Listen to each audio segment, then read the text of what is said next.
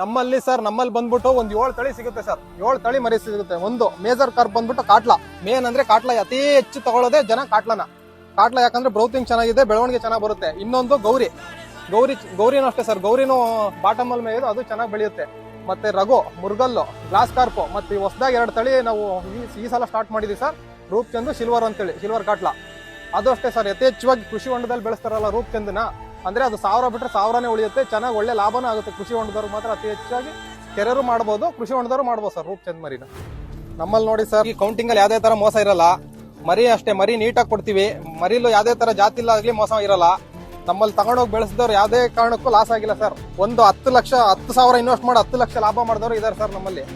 ಬಹಳ ಚೆನ್ನಾಗಿ ಬಂದಿದೆ ಅಂತಾನೆ ಹೇಳ್ಬೋದು. ಈ ವರ್ಷ ಕೊಟ್ಟಿರೋದ್ರಲ್ಲಿ 90% ಜನ ಆಗ್ಲೇ ಪಾಸ್ ಆಗಿದ್ದೆ, ರಿಸಲ್ಟ್ ಬಂದಿದೆ ಸರ್.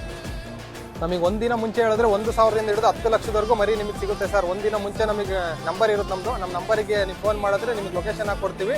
ನೀವು ಬರೋಕ್ಕಿಂತ ಮುಂಚೆ ಎಲ್ಲ ಹಿಡಿದು ಕಂಡೀಷನ್ ಅಲ್ಲಿ ಹಾಕಿರ್ತೀವಿ. ಒಂದಿನ ಮುಂಚೆ ಹೇಳಿದ್ರೆ ನಿಮ್ಗೆ 1,000ರಿಂದ ಹಿಡಿದು 10 ಲಕ್ಷದವರೆಗೂ ಆಗಲಿ ನಾವು ಮರಿ ಕೊಡ್ತೀವಿ ಸರ್.